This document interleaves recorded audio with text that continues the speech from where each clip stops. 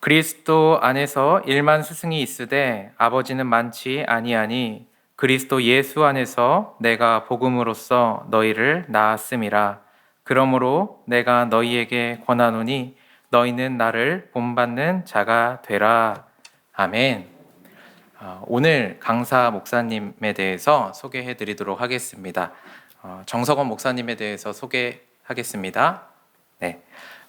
우리 정석원 목사님은 충신대학교 신학대학원 졸업하시고 또 고려대 일반대학원에서 철학 전공하셨습니다. 그리고 우리 새순교회 유아부부터 고등부까지 모두 다 함께 쓰고 있는 하나 바이블 총회공과 집필진으로 섬기고 계십니다. 예수의 향람교회 협동 목사님으로도 섬기고 계십니다. 쓰신 책이 2권이 있는데요. 청소년 사역 핵심 파일, 청소년 교사를 부탁해, 이 2권을 쓰셨습니다. 사실 그 청소년에 대한 책들이 많이 없는데 목사님 덕분에 좋은 책들이 지금 나와 있습니다. 강사 목사님께서 하나님 나라의 대표 선수로 초대합니다라는 말씀으로 그 말씀을 선포하실 때 이곳 가운데 차고 넘치는 은혜를 누리실 수 있기를 바랍니다. 정석원 목사님 나오실 때 박수로 환영해 주시면 감사하겠습니다.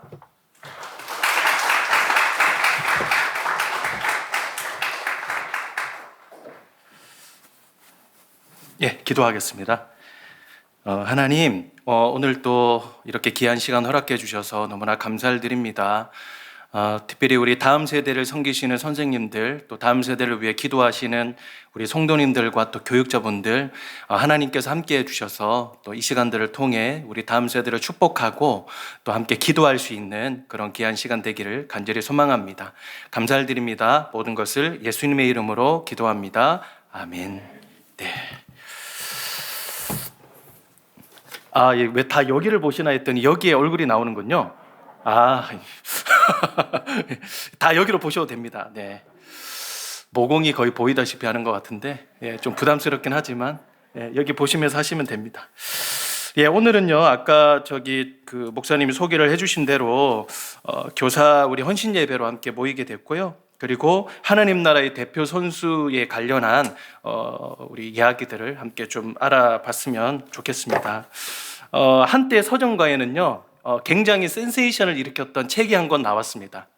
한 2가지 면에서 센세이션이었는데요. 첫 번째는 교회에 관련된 이 책이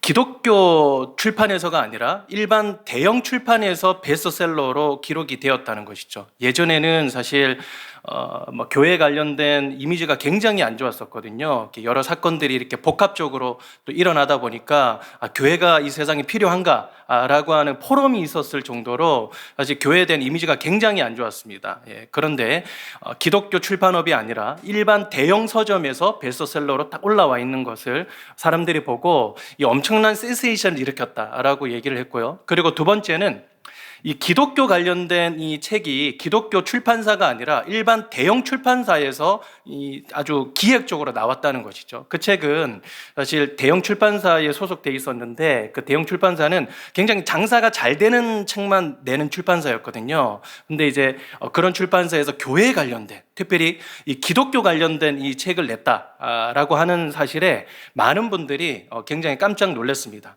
우리가 찾는 바로 그 교회라고 하는 그 슬로건을 단 책은요, 진짜 불티같이 팔렸습니다. 근데 이 교회가 어떤 교회인지에 대해서 조금 간접적으로 이야기를 해주는 구절이 있는데요. 이 목회에 관련된 구절인데 교사로 바꿔도 괜찮겠다라는 생각에 제가 한번 바꿔서 여러분들에게 읽어드리도록 하겠습니다. 어떤 마음으로 교사를 하느냐는 중요한 것 같습니다. 개혁자의 마음을 품고 교사를 하면 모든 사람들이 다 개혁의 대상이 됩니다. 선생의 마음을 품고 교사를 하면 모든 사람들이 다 가르침의 대상이 됩니다. 경영자의 마음을 품고 교사를 하면 모든 사람들이 다 평가의 대상이 됩니다. 그러나 아버지의 마음을 품고 교사를 하면 모든 사람들이 다 사랑의 대상이 됩니다. 여기에서 중요한 구절이 무엇이겠습니까? 아버지의 마음을 품고 교사를 하면 모든 사람들이 평가나 개혁이나 가르침의 대상이 아니라 바로 이 사랑의 대상이 된다는 것이죠. 오늘날 우리 다음 세대에 관련해서 비관적으로 전망하는 분들이 굉장히 많습니다. 한 세 가지 이유로 압축을 할 수 있는데요. 첫 번째는 시대를 주도하지 못하는 프로그램의 문제다라고 얘기를 하는 것이죠. 그래서 프로그램을 잘 만들어서 다음 세대가 혹할 수 있도록 그렇게 한번 촘촘하게 만들어야 되지 않겠느냐라고 이야기를 하고 있고요. 그리고 재미가 없다. 일단 교회 오면 아이들이 좀 재미를 느끼고 좀 재미나게 뛰어놀고 이렇게 해야 되는데, 아이들이 이 세상에 특별히 요즘 보면 뭐 넷플릭스라든지 유튜브를 딱 키면 뭐 3-4시간 또 그냥 순삭으로 지나가잖아요. 근데 교회에서는 한 3분 있는데 3시간 있는 것 같고, 그렇죠. 3시간 있는 거는 뭐 꿈도 못 꾸고, 하여간 뭐 그런 여러 가지 재미없음에 대해서 사람들이 많이 비관을 하고 있고요. 그리고 요즘에는 특별히 코로나를 지나면서 이런 이야기들을 많이 하고 있는데, 좀 굉장히 고퀄리티의 동영상이 필요하다. 그렇죠. 뭐 요즘에 뭐 여러 가지 그 어떤 플랫폼들이 굉장히 많잖아요. 그래서 뭐 학생들이 딱 보기만 해도 와, 이 기독교가 이런 것이라니 라는 그런 메시지를 담은 영상을 아주 그냥 고퀄리티로 만들어 가지고 배포를 해야 되지 않겠느냐라고도 사람들이 이야기를 하는 것이죠. 프로그램과 그리고 재미와 아주 그 고퀄리티의 그런 영상 프로그램 이런 것이 없으니까 학생들이 계속해서 매년마다 줄어가고, 또 아이들이 계속해서 들으려 하지 않고 주일학교에 나오지 않는 것 아니냐라고 사람들이 비관하고 또 책임론도 거기에서 계속해서 나오는 것이죠. 여러분, 과연 그렇다라고 보십니까? 오늘날 주일학교가 위기다라고 할 때 프로그램과 그리고 재미와 그리고 어떤 그 양질의 온라인 컨텐츠가 없기 때문에 아이들이 교회를 떠나는 것일까요? 여러분들은 어떻게 생각하십니까? 그리고 여러분들이 지금 교사로 앉아 계시는데, 교사로 앉게 되시는 아주 궁극적인 그 원인이 여러분 어디 있었습니까? 여러분들이 변화를 되실 때 프로그램이었습니까? 재미였습니까? 그리고 아주 뭐 엄청난 그런 뭐 영상이었습니까? 제가 이제 이 이야기를 나중에 또 한번 여러분들과 좀 하고 싶은데요. 성경에는 좀 비슷한 그런 분위기를 가진 교회가 없을까를 제가 한번 둘러보니까 고린도 교회가 조금 비슷하겠더라고요. 고린도 교회가 여러분들이 아시는 것처럼 굉장히 뭐 말도 많고 그리고 탈도 많았던 교회 아니었습니까? 또 그 안에서 서로를 향한 막 책임 전가들이 난리가 났었잖아요. 그러면 이 교회를 향한 이 진단과 처방이 무엇일까를 한번 질문을 해봤을 때 그것이 바로 오늘 우리가 읽었던 본문 말씀입니다. 제가 한번 읽어드리도록 하겠습니다. 그리스도 안에서 1만 스승이 있으되 아버지는 많지 아니하니 그리스도 예수 안에서 내가 복음으로써 너희를 낳았음이라. 그러므로 내가 너희에게 권하노니 너희는 나를 본받는 자가 되라. 고린도 교회를 향한 사도 바울의 진단이 무엇이었습니까? 주 안에서 1만 스승이 있으되 아버지는 많지 아니하니. 그럼 여러분, 처방이 무엇이에요? 너희는 나를 본받는 자가 되라. 아비 같은 자가 되라 라고 이야기를 하는 것이죠. 오늘날 우리 주일학교가 위기라고 할 때는 그 원인은 프로그램도 아니고 재미도 아니고 그리고 엄청난 뭐 영상 프로그램도 아니고 1만 스승이 없어서가 아니라 바로 주 안에서 아버지와 같은 자, 어머니와 같은 자가 많지 않다라고 하는 것이 성경에서 나오는 진단이고 처방이라는 것이에요. 그래서요, 여러분, 우리들이 끊임없이 던져야 될 질문이 여러분 무엇입니까? 나는 1만 스승 중에 하나인가? 영적인 아버지인가? 영적인 어머니인가? 이 질문을 끊임없이 던져야 된다는 것이에요. 특별히 오늘날 코로나로 인해서 여러 가지로 많이 이렇게 무기력해지고 좀 힘든 그런 상황에서는 더더욱 우리들이 이 질문을 놓치지 말아야 됩니다. 나는 1만 스승 중에 하나인가? 아버지 같은 자인가? 어머니 같은 자인가? 제가 개인적으로 참 이 주일학교에 있어서는 레전드로 꼽히는 그런 교회 출신이거든요. 부산에 있는 한 교회인데 이 교회가 이제 주일학교 출석률이, 재정률이 아닙니다. 출석률이 2만 명 되는 교회였어요. 아이들이 2만 명이 이제 교회를 나오는 그런 곳인데 이제 대로의 한 가운데 있거든요. 그러다 보니까 뭐 차들이 앞에서 뭐 엄청 지나다니잖아요. 이제 애들이 길을 건너야 되니까 교통 정리하시고 그리고 뭐 신호 이렇게 올렸다 내렸다 하시는 그런 분들이 계셔야 되지 않겠어요? 이제 그런 분들만 해도 한 100명 정도로 제가 기억을 합니다. 그 정도로 아이들도 바글바글한데 앞에 뭐 이렇게 교통 정리해 주시는 분도 진짜 아주 뭐 바글바글한 그런 교회였어요. 그래서 주일학교 뭐 부흥에 관련된 뭐 여러 가지 그 노하우 이런 것들을 담고 있는 책들이 있잖아요. 한때는 그런 책에 이 교회가 빠진 적이 거의 없었습니다. 제가 처음 이 신학교를 들어갔을 때 주일학교에 관심이 있는 뭐 사역자들이 탐방을 많이 이렇게 다녔거든요. 그러면서 꼭 빠지지 않았던 곳이 바로 이 제가 다녔던 부산에 있던 어떤 한 교회였는데, 갈 때마다 이제 저한테 이렇게 보고를 하고 내려가죠. 전사님, 저 이번에 거기를 갑니다. 한번 잘 다녀올게요. 라고 이렇게 이야기를 하죠. 그때 이제 그 교회에 저희 어머니가 전도사이셨거든요. 그래서 뭐 인사도 좀 드리라고 제가 얘기도 하고 그렇게 했었는데, 다녀오신 분들의 한 열에 8, 9분 정도는요 피드백이 똑같았어요. 뭐라고 그러시냐면 다 실망했다는 거예요. 뭐 이유를 이렇게 저렇게 얘기를 하시는데 저는 그 이야기가 무슨 얘기인 줄 알아요. 그러면서 알지 이라고 저는 이렇게 수긍을 하는데요, 제가 어렸을 때만 해도 그 교회 예배하면요 진짜 끔찍했어요.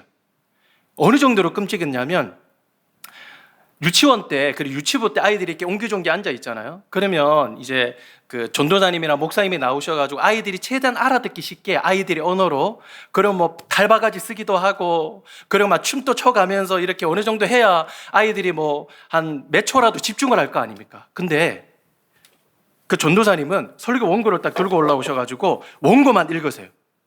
그 교회가 진짜 보수적인 교회인데요, 여러분 우리가 보수적인 교단 하면 이제 고신교단이라는 곳을 꼽거든요. 근데 그 고신교단 안에서 이 고신교단은 썩었다 라고 손가락질하면서 나와서 만든 교단이 바로 그 교회가 속해 있는 교단이었습니다. 그래서요 목사님 설교가 얼마나 어려웠냐면, 예수 그리스도의 비하와 승기를 통하여 라고 하는데요, 무슨 말인지 혹시 아시겠는 분 한번 손 내려보세요. 아니 진짜 어렵다니까요. 근데 그 교회의 문화가 뭐냐면, 아이들에게 똑같은 메시지를 3번 전해야 된다 라고 하는 게 그 교회 전통이었습니다. 그래서요 일부가 아마 6시로 제가 기억을 하는데, 그 6시에 정교역자들이 다 참여를 해요. 그리고 목사님이 이제 설교하시는 내용을 거의 녹취 수준으로 다 받아 적으세요. 다 받아 적고 이제 주일학교 아이들을 앉혀놓고 받아 적은 그 내용을 그냥 읽으시는 거예요. 유치부 아이들에게 예수 그리스도의 비하와 승기를 통하여, 그러면서요 막 뒤에 있는 그 선생님들은 쫙 줄 서가지고 앞에 있는 애들이 막 졸고 그러면 야 눈 떠! 조용해! 막 그런 소리가 막 울려 퍼지고요. 그러면 이제 설교 시간에 우리가 이해를 한단 말이죠. 근데 설교 시간이 지나고 나서 공과 시간이 아이들에게는 좀 희망이 되지 않습니까? 막 청년 선생님들이 있거나 젊은 선생님들이 있으면 애들 맛있는 거 사줘가면서, 그리고 재미난 이야기를 해줘가면서 막 달래가면서, 그러면서 이제 공과 공부를 하면 학위예하고 좋잖아요. 근데 제가 아까 그 교회 전통이 뭐라고 그랬죠? 똑같은 말씀을 아이들에게 3번 전한다. 처음에 담임 목사님이 전했고, 그 다음에 담당 목사님이 전했고, 이제는 담당 교사가 전해야 되는 시간이에요. 6시에 일부 예배가 있다고 그랬잖아요. 그때 교육자들만 참여하는 것이 아니라 전 교사들이 다 참여를 했었어야 됐어요. 그래서 담임 목사님이 이렇게 말씀을 전하시잖아요. 녹취 수준으로 또 교사가 또 바로 이렇게 받아 적는 거예요. 그러면 이제 공과 시간에 딱 모여 있으면 그냥 그거를 그대로 읽으시는 거예요. 그러면 애들이 뭔 소리인지도 모르겠고, 그리고 뭐 어려워 죽겠는데 계속 말씀을 전하시고, 그러면 이게 이 주일학교가 사실 분위기가 어떻겠습니까? 굉장히 안 좋죠. 그리고 이제 어린아이들이 좋아하는 시간이 뭐예요? 이제 찬양 시간이잖아요. 그 찬양 시간에 그때 당시에도 뭐 CCD, 뭐 CCM, 뭐 워십 이래가지고 아이들이 막 방방 뛰고 그러면서 율동하고 찬양하고 이러면 애들이 그 재미로 교회를 나오기도 하고 막 그랬거든요. 근데 그 교회는 어린이 찬송가가 따로 없었습니다. 어린이 찬송가가 따로 없고 어른들이 부르는 찬송가를 그냥 똑같이 불렀어요. 유치원 아이들이 모여가지고 어떤 찬송가를 부르냐면, 고통의 멍에 벗으려고 예수께로, 이런 찬양을 부릅니다. 여러분 유치원 아이들이 이 고통이라는 단어를 알겠습니까? 안다고 치더라도 이 멍에라는 단어를 알겠냐고요. 이런 찬양을 할 때는요 꼭 메들리가 있어요. 무거운 짐을 나 홀로 지고 견디다 못해 쓰러질 때, 애들이 짊어지고 가는 짐이 얼마나 뭐 무거웠으면 견디다 못해 쓰러지겠습니까? 유치원 가방에 무슨 뭐 벽돌을 들고 다니겠습니까? 뭐 아이들이 노가다 가방을 들고 다니겠습니까? 아이들하고 전혀 맞지 않는 그런 찬양을 한단 말이죠. 그리고 그 교회는요, 명물이 하나 있었어요. 어떤 분이냐면 예배 시간에 이렇게 막대기를 딱 들고 이렇게 돌아다니시는 선생님이 한 분이 계셨어요. 요즘에는 뭐 상상도 못하는 일이죠. 근데 그때 당시에는요, 그분이 막대기를 들고 이렇게 돌아다니는데 뭐 다큐멘터리라든지 뭐 CF 장면이라든지 이런 데 보면 절간에 이 그 수련을 하시는 분들이 계시잖아요. 그러면 또 다 앉아서 이렇게 앉아가지고 묵상을 하는데, 제가 그쪽 지역을 잘 몰라서 제가 묵상이라는 단어를 씁니다만, 이렇게 묵상을 딱 하고 있으면 이제 막대기를 들고 다니시는 어떤 분이 뭐 졸거나 집중을 잘 못하면 이렇게 머리를 탁 하고 이렇게 내려치고, 그럼 또 깨서 이제 묵상하고 이러는 그런 장면들이 있잖아요. 그 교회에 그런 분이 있었어요. 이게 뭐냐면 막대기인데 대나무였거든요. 대나무가 이 중간에 비어 있잖아요. 그렇죠? 이제 이거를 들고 다니시면서 만약에 떠들거나 아니면 집중이 잘 안 되는 애가 있으면 머리를 그냥 탁 하고 내리치는 거예요. 그러면요, 이게 맞아서 아프다라는 그런 느낌보다도 소리가 굉장히 굴욕적이에요. 이게 가운데가 비어 있기 때문에 머리가 단단하면 단단할수록 더 청아하고 더 오면 소리가 막 울려 퍼지는 거예요. 그러면요, 예배 자리에서 탁탁 소리가 나잖아요. 뒤에서 소리 나면 애들이 막 궁금하니까 뒤를 쳐다볼 거 아닙니까? 그리고 옆에 있는 선생님이 야, 앞으로 안 봐! 막 그렇게, 아니 뒤에서 소리를 내지를 말든지, 애들이 신기해서 돌아보면 막 겁박하고 그러는 분위기였어요. 예배 끝나면요, 애들끼리 3, 4, 5 모여가지고 막 뭐라고 그러냐면, 야, 오늘 말씀에 진짜 은혜를 받았어. 내가 오늘 예배 때 하나님을 만났어. 라고 하는 것이 아니라, 야, 나 오늘 3대 맞았다. 나 오늘 6대 맞았어. 야, 나는 2자릿수야. 거기서 이제 사기꾼이 나오는 거죠. 3자릿수야. 그러면서요, 막 서로가 경쟁하는 거예요. 그 다음 주에 말씀을 들으려고 준비를 하는 게 아니라 맞으려고 준비를 하는 거예요. 여러분, 이런 모든 상황들을 멀리서 탐방을 쳐가지고 지켜보신다고 생각해 보십시오. 와, 끔찍하지 않겠습니까? 제가 그분들이 저한테 그렇게 부정적으로 피드백을 할 때마다 저는 꼭 잊지 않고 했던 이야기가 있습니다. 실망스럽지? 우리 때도 그랬어. 근데 있잖아, 내가 다닐 때만 해도 그 교회에 부모님이 너무 많았어. 교회를 가면요, 교회를 간다는 그런 생각보다도 부모님을 만나러 가는 그런 느낌이 드는 거예요. 예배 시간에 딱 들어오면 선생님이 제 손을 꼭 잡으세요. 서건아, 일주일 동안 잘 지냈냐? 너 그거 어떻게 됐냐? 뭐요? 너 지난주에 너 이거 기도해달라고 나한테 얘기를 했잖아. 내가 너를 위해서 금식하면서 기도했다. 생각을 했는데 제가 이거 기도해 주세요라고 했던 거 까마득히 잊어버렸습니다. 근데 그 선생님은 그 기도 제목 가지고 일주일 동안 기도하셨다는 거예요. 생각해 보니까 그 문제가 해결이 됐어요. 선생님, 우리 어머니 좀 깔끔하게 건강이 회복되신 것 같은데요. 그러니까요, 진짜 본인 일처럼 막 뛰면서, 야, 내가 널 위해서 얼마나 기도했는데 진짜 잘 됐다.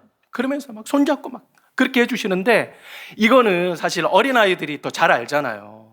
이게 선생님이니까 하시는 말씀이거나 아니면 이분이 진짜 나를 생각해서 하시는 말씀이구나 라는 것을 애들이 더 잘 알거든요.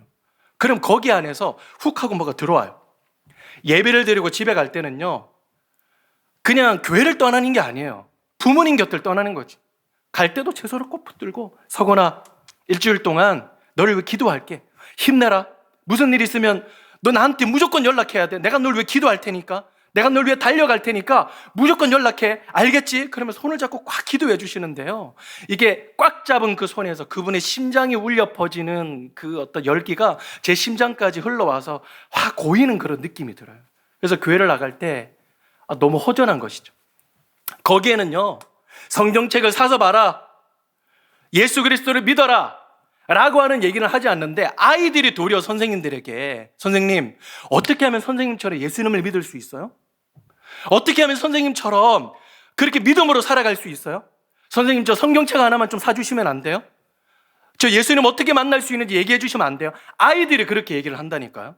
거기에서 영혼들이 막 변화가 되는 거예요. 거기에서 아이들이 막 변화가 되는 것이죠. 그래서요, 레전드 교회가 여전히 우리들에게 전달해주는 메시지가 바로 있습니다. 오늘날에도 역시나 영적인 아비와 영적인 어미와 같은 사람들이 다음 세대를 살린다라고 하는 것은 변함없는 진리입니다. 변함없는 진리예요. 여러분, 그렇다면 이 영적 부모로서의 부르심은 어떤 부르심일까요? 저는 이렇게 한번 정의를 해봤습니다. 영적 부모는, 다른 말로 영적 아비와 영적 어미의 마음은요, 아이들이 좋아하는 사람이 되는 것이 아니라 아이들에게 꼭 필요한 사람이 되는 것이다. 다시 한 번 더. 아이들이 좋아하는 사람이 되는 것이 아니라 아이들에게 꼭 필요한 사람이 되는 것이다. 제가 우연히 봤던 CF 장면인데 평생 잊혀지지 않는 장면이에요. 어떤 장면이냐면, CF라고 하면 한 15초 동안 그 장면이 이어지잖아요. 그럼 15초 동안 최대한 홍보를 해야 되기 때문에 그 회사의 어떤 여러 가지 파는 상품이라든지 어떤 그 회사의 홍보라든지 이런 것들 최대한 정보를 때려 넣거든요. 근데 그 CF 장면은 굉장히 특이했습니다. 15초면 13초 동안은 똑같은 장면만 계속 보여주죠. 아무 정보라 이런 거 안 보여줍니다. 14초에는 다른 문구가 나오는데 13초 동안 어떤 장면이 이어지냐면요, 어떤 한 아이가 있어요. 아마 유치원생으로 제가 생각이 되는데, 한 아이가 어떤 방향으로 손가락질을 탁 이렇게 하면서 눈물을 하고 있습니다. 근데 그쪽으로 계속 가려고 해요. 근데 보니까 다른 한쪽 면으로 끌고 있는 한 분이 계시는데, 그분이 얘 엄마로 보입니다. 다른 방향으로 끌고 있는 거예요. 얘는 울면서 저기로 가자라고 얘기하죠. 근데 엄마로 보이는 이분은 얘 손을 꽉 잡고 다른 방향으로 지금 끌고 있는 것이죠. 13초가 지나고 이제 14초 때 한 문구가 나옵니다. 무슨 문구냐? 울어도 할 수 없다. 왜? 난 엄마니까. 15초에 땡땡 식품. 알고 보니까 이 아이는 지금 불량식품 가게 앞에서 저거 사달라고 지금 손가락질을 하면서 가려고 하는 거예요. 근데 엄마 입장에서는 이 아이가 좋아하는 것이라도 먹이면 안 되잖아요. 반대 방향으로 끄는 거예요. 몸에도 불구하고, 이 아이가 지금 울고 있음에도 불구하고. 여러분, 영적인 아비와 영적인 어미는 어떤 사람입니까? 아이들에게 좋아하는 것을 쫓아가는 것이 아니라 아이에게 필요한 것이 있다면 때로는 좋아하지 않더라도 반대 방향으로 끌 수 있는 것, 그게 바로 영적인 아비와 엄마 아닙니까? 만약에 내가 부모입니다. 저도 사실 그 아이를 키우는 입장에서는 애가 좋아하는 건 분명하거든요. 자기 중심이니까. 노는 거, 사는 거, 가지는 거, 그리고 불량식품 먹는 거, 이런 거거든요. 근데 얘가 하고 싶은 대로 다 해주면 당장에는 좋죠. 왜? 안 울잖아요. 안 칭얼거리잖아요. 엄마 아빠 최고, 이런 소리도 듣잖아요. 근데 계속 그런 방향으로 가보십시오. 그게 진짜 아이를 위한 길입니까? 아이를 망치는 것이죠. 때로는 이 아이가 안 좋아하더라도, 좋아하는 게 아니더라도 반대 방향으로 끌 수 있는 힘은 무엇입니까? 나는 영적인 아비다. 나는 영적인 어미다. 라고 하는 힘인 것이죠. 교사분들을 대상으로 설문조사를 했는데요, 아이들을 가르치실 때 언제 가장 낙담이 되십니까? 라고 하는 그런 설문조사에 여러 답변들을 해주셨는데, 제가 가장 많이 나온 답변들을 한 5가지로 추려가지고 한번 읽어드리도록 하겠습니다. 아이들이 나를 좋아하지 않는다고 느낄 때, 시간과 물질을 들여 맛있는 것을 사줬지만 고마워하지 않을 때, 전화를 해도 받지 않고 문자를 해도 답장이 없을 때, 신방을 가려 해도 만류하고 신방을 가도 반응이 시큰둥할 때, 반 시간 내내 지루해하고 시계만 쳐다볼 때. 요즘에 초등 고학년이나 아니면 청소년 아이들 이 공과 공부를 하다 보면 아이들 얼굴을 보는 게 아니라 정수리만 보고 끝난다면서요.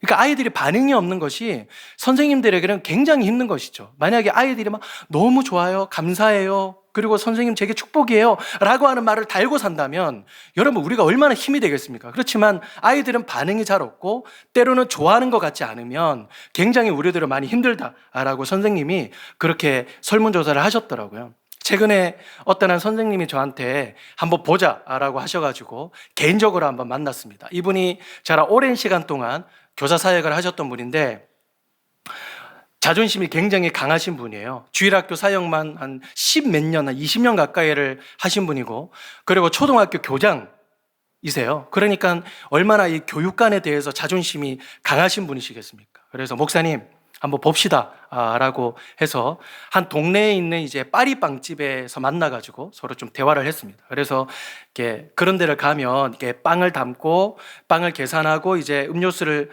주문하고 자리에 앉지 않습니까? 이제 앉아가지고 제가 소보루빵을 너무 좋아하니까 그분이랑 저랑 굉장히 친합니다. 그래서 소보루빵을 제가 먼저 딱 빼가지고 한 입을 꽉 깨물었어요. 근데 맞은편에 앉아 계시는 그 권사님 선생님이 갑자기 어깨가 들썩이시는 거예요. 그래서 가만히 보니까 울먹이시는 거예요. 근데 곧바로 바로 울먹이시는 정도가 아니라 통곡을 하시는 거예요.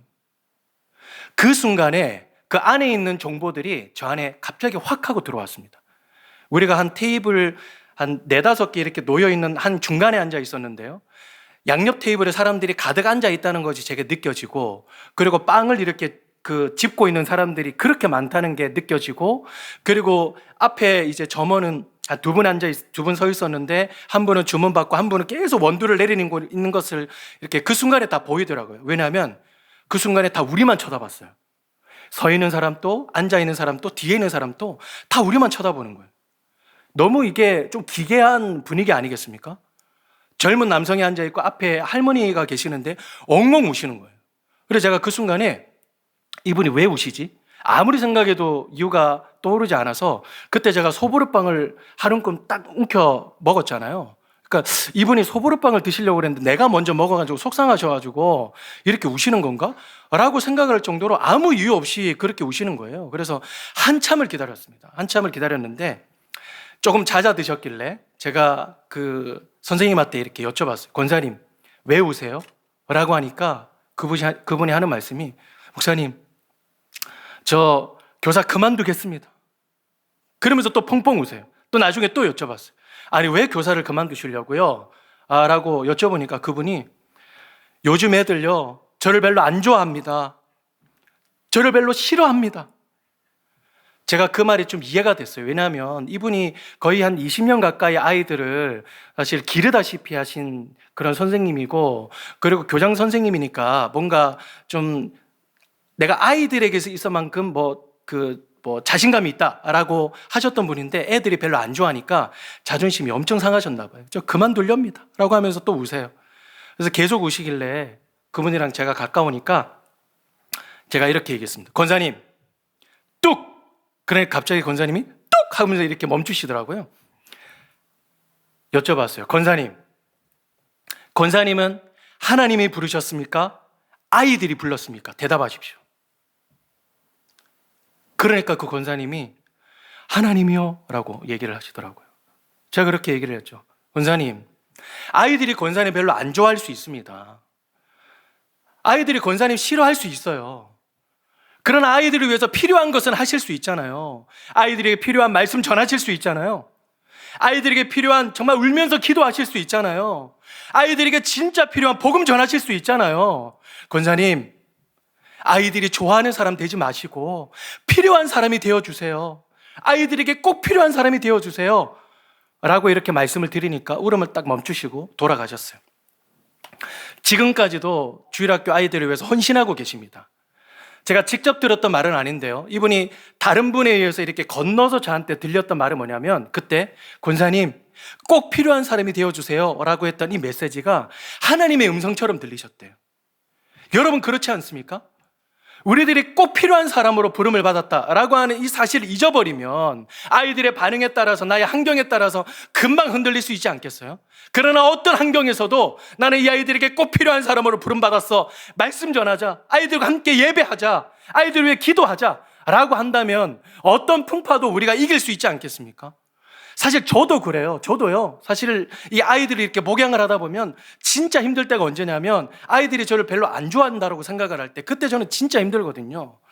아이들에게 말씀을 전하고 내려오면요, 제 아이들이 저를 막 구름대와 같이 이렇게 따라다녀요. 한두 명이 아니에요. 그런 아이들이 한 3명 정도, 3명 정도 되는데, 한 3명 정도 되는 애들이 막 저를 막 따라다니면서 뭐라고 그러냐면, 목사님 오늘 말씀 너무 은혜로웠습니다 라고 하면 얼마나 좋겠습니까? 뭐라고 그러냐면, 우리 교회에 저랑 친한 전도사님이 한 분 계시거든요. 남자 전사님이 계시는데, 그 전사님의 이름을 얘기를 하면서, 목사님 설교보다 그 전사님 설교가 훨씬 재밌어요, 너무 좋아요 라고 이렇게 얘기를 하는 거죠. 그럼 저는, 얘들아, 야, 너희 부서 목사님 설교를 좋아해야지, 너희들 다른 부서 전사님 그렇게 좋아해서 되겠니? 라고 얘기를 하거나, 아니면은, 야, 내가 명색이 목사인데 전도사 나분행이나 이렇게 비교하면 되겠냐? 라고 얘기를 하죠. 물론 제 속마음으로만. 만약에 이거를 제가 입 밖으로 내잖아요? 그러면 소심하다, 그리고 저기 전도사님 핍박한다. 그러면 자기 엄마 아빠한테 얘기를 하면 그게 이제 기정사실화가 되는 거예요. 예. 그래서 저는 이제 부글부글하고 괴롭기도 하고 막 그러지만, 예? 그거를 이제 참고 넘기는 것이죠. 그리고 어느 때 정말 힘드냐면, 정말 참기 힘든 게요. 이제 최근에 코로나로 인해서 대면, 비대면 이렇게 왔다 갔다 할 때가 있었잖아요. 그래서 한 달 동안은 이제 비대면으로 예배를 하고, 한 달 동안 이제 대면으로 이렇게 바꿔가지고 예배를 하고 이렇게 했는데, 설교하기 1분 전이에요. 설교하기 1분 전에 제가 맨 앞자리에 앉아와 있습니다. 앉아와가지고 이제 경건한 마음으로 이제 말씀을 전해야 되니까 기도하는 마음으로 이렇게 딱 앉아 있는데, 1분 전에 저 맨 뒤에 문이 끽 하고 열리는 소리가 들려요. 왜냐하면 우리가 불을 거의 다 끄다시피 하고 예배를 드리기 때문에 불빛이 앞으로 쫙 하고 펼쳐져요. 그럼 안에서 어떤 놈이길래 이 시간에 들어오는 거야? 나한테 잡히기만 해봐. 그런 마음으로 이렇게 앉아 있는데, 이렇게 쭉 이렇게 걸어와가지고 맨 앞자리에 앉는데 제 옆자리에 앉는 거예요. 여러분, 늦으면요, 보통은 맨 앞자리에 와서 안 앉거든요. 뒤에 자리도 많은데. 그리고 목사 옆에 안 앉습니다, 웬만해서는. 근데 그 애는 내 옆자리에 딱 앉아가지고 툭퍼덕하고 이렇게 앉는 거예요. 제가 기도를 하고 있는데, 지금 설교하러 올라가기 1분 전에 목사가 기도하고 있는데 저를 툭툭 쳐요. 툭툭 치면서, 처음에는 이제 무시를 했지만 계속 치니까 눈을 뜨고 이렇게 딱 쳐서, 왜? 그러니까 걔가 여학생인데 저를 보면서 시고 웃으면서, 목사님, 왜? 제가 최근에 비대면 예배를 드리다가 오늘 대면 예배 해가지고 나가지 않았습니까? 근데 왜? 제가 비대면 예배를 하면서 엄청 은혜를 받았습니다. 그렇게 은혜를 받았냐? 라고 하니까, 아니요, 그게 아니라 비대면 예배를 하는데 우리 교회 청소년부 예배만 드리는 것이 아니라 내가 다른 교회 청소년부 예배를 드렸거든요. 근데 그 교회 전도사님이 목사님보다 훨씬 잘생겼어요. 그러면서 제 얼굴을 쳐다보는데 이 음성 지원이 되는 거 있잖아요.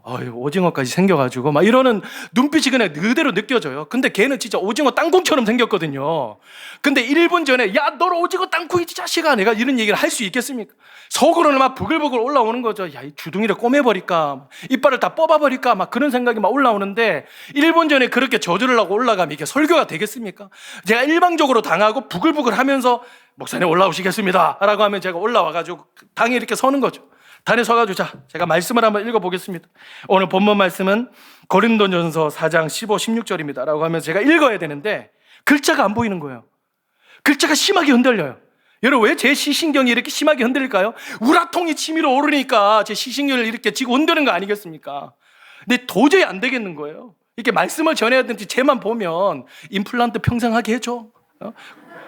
평생 코로만 숨쉬게 해줘. 막 그런 생각만 올라오니까 이거 어떻게 해야 되나? 여러분, 잠깐만요. 그러면 제가 등을 탁 돌려가지고 짧게 기도합니다. 하나님, 제가 이 아이들이 좋아하는 사람이 아닐 수 있습니다. 제가 이 아이들이 좋아하는 메시지를 안 전하는 사람이 될 수도 있습니다. 아이들에게 꼭 필요한 메시지를 전하게 해주십시오. 다 그렇게 기도하면요, 저를 집어삼킬 것 같은 그런 풍랑이 잔잔해집니다. 내 마음은 호수요, 그대 노조 얼마든지 와라. 그런 마음이 잔잔하게 됩니다. 잔잔하게 다 오면서. 그러면 설교를 하는 거죠. 열심히 설교를 하는 거예요. 걔만 쳐다보고. 그때 이제 30분 설교 준비였는데 1시간 동안 걔만 쳐다보면서, 그 다음 주에 얘가 안 옵니다. 그럼 할렐루야, 하나님 살아계십니다. 이게 맛 아니겠습니까? 네.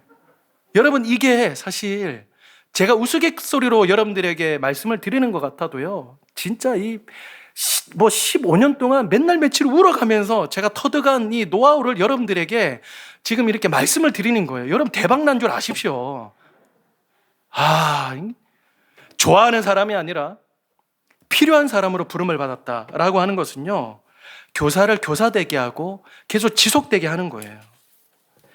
여러분, 아이들에게 꼭 필요한 것이 무엇이겠습니까? 5가지로 제가 말씀을 드리겠는데, 말씀은 밥이잖아요. 아이들이 기고만장하고 세상에서 제일 잘나도 말씀 없으면 아이들은 살아갈 수 없습니다. 또 무엇이 필요합니까? 기도 아니겠어요? 영적으로 우리가 아이들을 위해서 기도해 주는 것. 예배 아니겠어요? 예배의 자리에서 하나님을 만나는 것이잖아요. 사랑 아니겠습니까? 조건 없는 사랑을 주는 것. 인내 아니겠습니까? 포기하지 않고 끝까지 인내하는 것. 말씀, 기도, 예배, 사랑, 인내. 아이들에게는 이런 것이 필요한 것이거든요. 여러분이 5가지를 이 한 문장으로 요약을 한다면 저는 예배라고 할 수 있겠습니다. 여러분, 예배 안에 뭐가 있습니까? 말씀이 있죠? 예배 안에 기도가 있죠? 하나님의 사랑을 만나죠? 또 하나님의 인내를 만납니다. 그래서요, 이 아이들이 예배의 자리에 나온다는 그 사실이 굉장히 중요해요. 요즘에는 뭐 대면, 비대면 왔다 갔다 하면서 사실 아이들이 비대면으로 많이 가는 아이들은 예배에 집중이 잘 되지 않지만 그럼에도 불구하고 비대면 예배에도 그 자리에 앉아있게 하는 것이 굉장히 중요하단 말이죠. 애들이 저한테 와서 자주 물어보는 질문이 뭐냐면, 목사님, 어떻게 하면 하나님을 만날 수 있어요? 라고 물어봅니다. 저는 이렇게 얘기를 해요. 야, 어떻게든 엉덩이를 예배의 자리에 붙여 앉아 있으라. 그러면 하나님을 만난다. 그러면 그 친구들이 저한테 이렇게 얘기를 하죠. 목사님, 우리 믿음이 없다니까요. 믿음이 없는데 어떻게 예배 자리에 앉아 있습니까? 얘들아, 믿음이 있는 사람이 예배를 드리는 것도 맞지만 믿음이 없는 사람이 예배 자리를 지키면서 믿음이 생기는 거야. 성경에 보면 믿음은 들음에서 나고 들음은 예수 그리스도의 말씀으로 인함이야. 예배 자리 아니면 어디에서 말씀 들을래? 그러면서 아이들을 계속해서 예배 자리에 앉히게 하는 것이죠. 여러분, 혹시 이런 질문을 안 해봤습니까? 오늘날 아이들이 이렇게 예배 자리에 앉아 있는데 왜 이렇게 변화되는 사람이 없을까? 저는 굉장히 많이 고민을 했었습니다. 책을 한 권 읽었었는데 그 책에서 제가 무릎을 탁 쳤어요. 어떤 글귀가 있었냐면, 오늘날 사람들이 예배 자리에서 하나님을 만나지 못하는 이유가 무엇인 줄 아느냐? 답은 명확하더라고요. 하나님 앞에서 죽지 않기 때문이다. 무릎을 탁 쳤어요. 그래서 아이들에게 그 다음부터요, 거의 슬로건처럼 외치게 만들었어요. 우리가 죽어야 하나님을 만납니다. 계속 외쳤어요. 그러면서 이제 아이들을 구약까지 끌고 가는 거죠. 우리가 구약 때 하나님을 만나기 위해서는 어떻게 했습니까? 그냥 나갈 수가 없었죠. 죄가 있는 사람은 다 흠이 있었기 때문에 흠없는 제물을 가지고 와서 제사장에 의해 제사가 드려지면, 피가 뿌림이 되면, 그러면 이제 하나님과 화목하게 되는 역사가 일어나지 않습니까? 근데 오늘날에는 그럴 필요가 없습니다. 왜냐하면 예수 그리스도의 단 한 번의 제사로 인해서 휘장이 아래에서 위로 찢어졌죠. 그건 뭐냐면 예수 그리스도의 그 희생과 피로 인하여서 모두는 그 예수님을 의지할 때 하나님 앞에 나갈 수 있어요. 그러면요, 우리의 삶이 뭐예요? 예수님과 함께 죽고 예수님과 함께 사는 것이죠. 우리가 예수님과 함께 죽지 않으면 어떻게 예수님과 함께 살아가겠습니까? 예배에서도 예수님만 날마다 죽는 거예요. 그러니까 예수님만 부활하시는 것이죠. 예수님과 함께 죽으려고 할 때 예수님과 함께 부활하는 거예요. 그러면서요, 계속 죽게 만드는 거예요. 설문조사를 했습니다. 예배 때 죽지 못하게 만드는 것이 무엇이냐 라고 설문조사를 하니까 압도적으로 많이 나왔던 것이 뭐냐면 휴대폰이었어요. 여러분, 어른들도 이렇게 휴대폰을 이렇게 들고 다니면 뭐 울리거나 그러면 이렇게 말씀이 잘 안 들어오잖아요. 막 심각하거나 막 그러면 더더욱 안 들어오잖아요. 근데 청소년이나 이 다음 세대 아이들은요, 거의 휴대폰을 달고 다니면서 폰화 일체거든요. 폰이 폰이고 내가 아니라 폰과 내가 일체입니다. 그래서 계속 울려요. 계속 울리고, 그리고 이 아이들 같은 경우에는 카톡으로 사랑 고백했다가 카톡으로 인연을 결별하고 막 그러기 때문에 헤어졌다가 만났다가 계속, 그러니까 심각하다 보면 예배 집중이 일단 딱 안 돼요. 그래서 휴대폰을 죽여야 되겠다 라고 하면서 그 다음부터는 휴대폰 장례식을 거행을 했어요. 불을 다 끄고 이제 휴대폰을 다 꺼내게 하는 거예요. 그래서 휴대폰을 다 꺼내게 해서 이제 그냥 이제 자기가 끄라고 하면 안 끄는데 옆 친구한테 보여주라고 그래요. 자기의 기종을 보여주세요. 그러면 막 자랑스러워하면서 플렉스를 합니다. 보여주면서, 자, 이제 휴대폰을 죽이기 하겠습니다 라고 하면, 어떤 사람은 뭐 꾹 누르거나 아니면 슬라이드를 하거나 이렇게 해서 죽이십시오 라고 하면 애들은 막 죽이게 해요.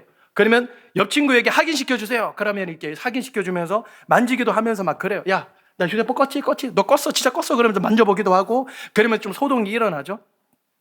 그러면 이제 그때 이제 장송곡이 딱 울려 퍼져요. 빰빠라바 빠라바 막 장송곡이 울려 퍼지면 각 밤마다 이제 케이스 같은 관을 하나씩 다 배치를 하거든요. 자, 여러분들의 기절한 휴대폰을 다 관에다가 집어넣으세요. 그럼 아이들이 장송곡이 이렇게 울려 퍼지면 그 관에다가 다 집어넣어요. 관을 덮겠습니다. 그러면 관을 딱 덮어요.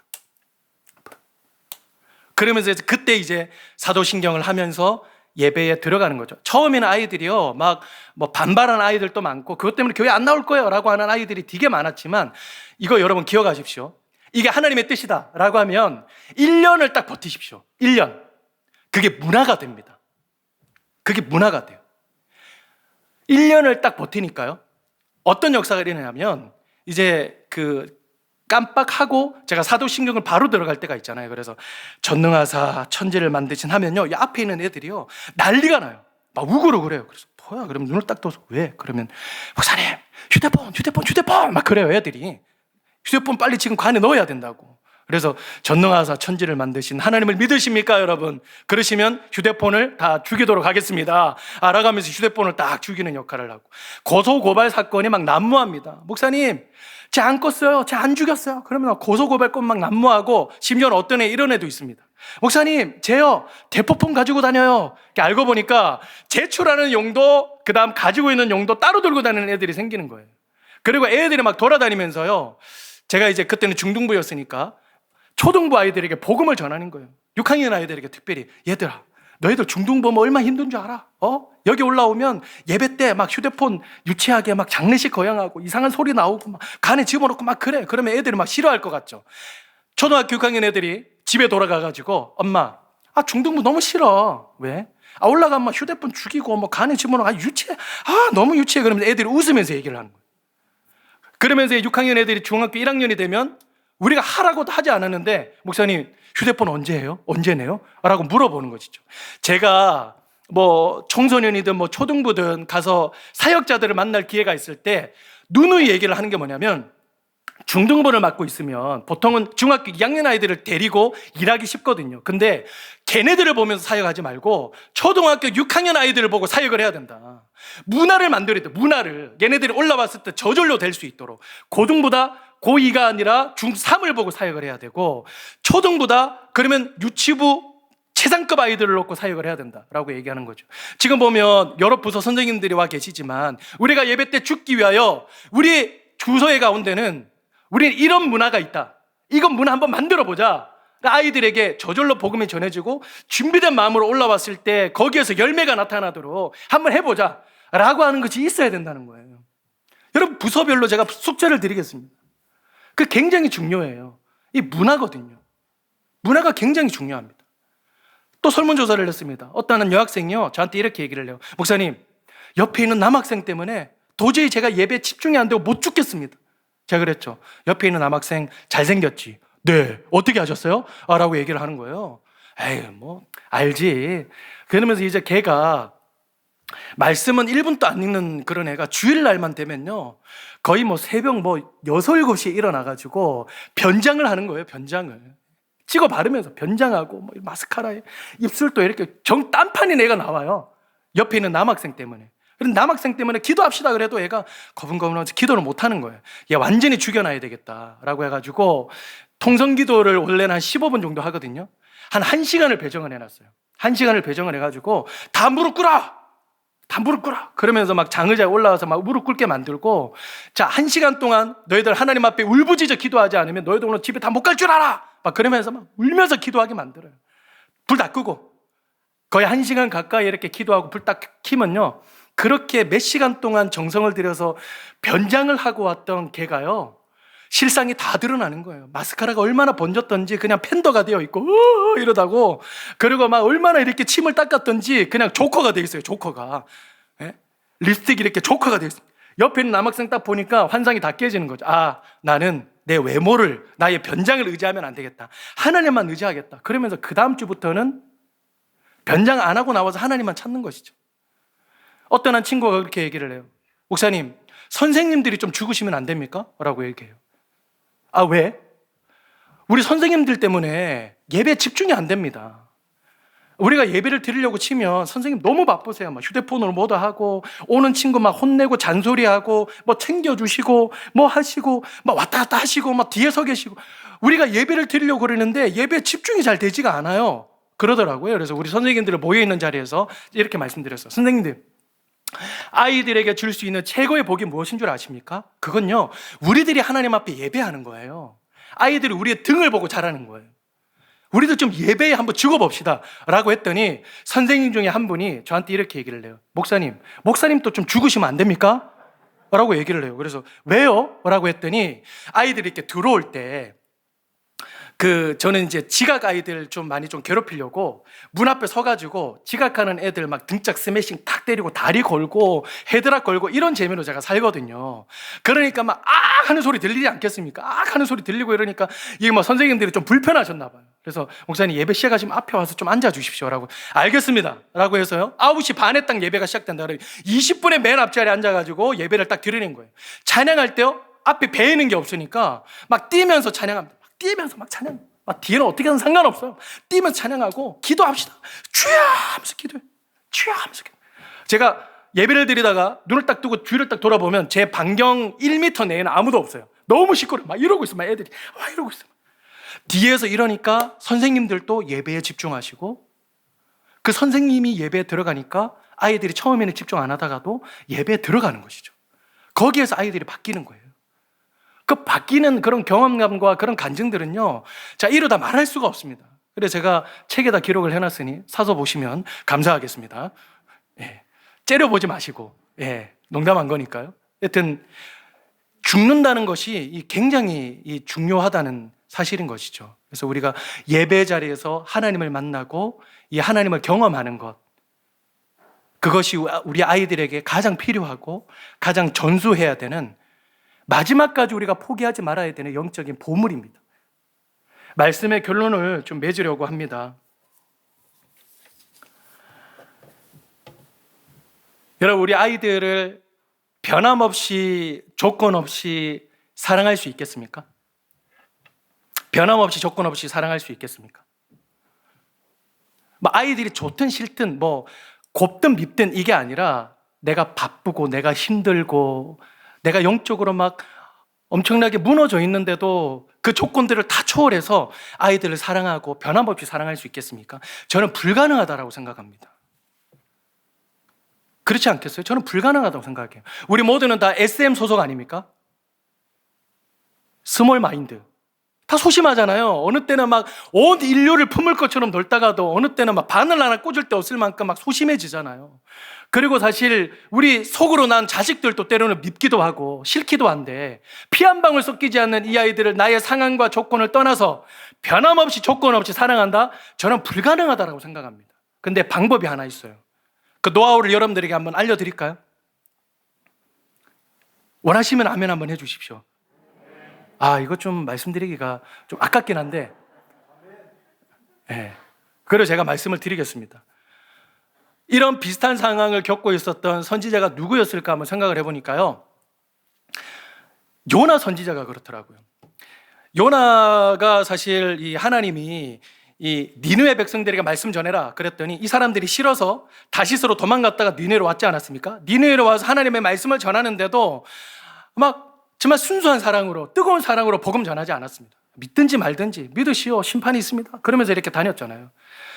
학자들에 의하면 뭐 왜 그랬을까라고 했을 때 이 사람들에 대한 뭐 악감정이 있었다. 뭐 옛날로 치면 사실 이 요나의 어떤 그 민족이 식민지를 겪었던 것이거나 아니면 굉장히 악독했다라고 합니다. 그래서 막 복음 전해봐야 뭐 달라질 게 있겠나라고 하는 여러 조건들 때문에 말씀을 전하지 못했다는 것이죠. 그러면서 이제 복음을 전하고 이제 동산 위에 올라와서 이 사람들이 어떻게 망할 것인가를 딱 지켜보고 있는데 안 망하죠. 그러면 막 부글부글 끓고 있지 않았겠습니까? 본인 머리 위에 내리쬐는 그런 태양빛을 막을 수 있는 박넝쿨이 위에 있었는데 그 다음날 일어나 보니까 이 그 벌레가 먹어가지고 박넝쿨이 사라졌습니다. 화가 났죠. 목사님, 하나님 뭐 이게 어떻게 이랬습니까? 화를 내니까 하나님이 요나에게 이렇게 말씀을 하십니다. 요나서 4장 10절 11절 말씀 제가 한번 읽어드릴게요. 여호와께서 이르시되 네가 수고도 아니하였고 재배도 아니하였고 하룻밤에 났다가 하룻밤에 말라버린 이 박넝쿨을 아꼈거든. 11절 중요합니다. 하물며 이 큰 성읍 니느웨에는 좌우를 분변치 못하는 자가 12만여 명이요 가축도 많이 있나니 내가 어찌 아끼지 아니하겠느냐 하시니라. 여기 보니까 좌우를 분별하지 못하는 자라고 얘기를 하죠. 그 어떤 구약 신약자가 이 좌우를 분별하지 못한다라고 하는 말 이렇게 주석을 했더라고요. 선악을 분별하지 못한다.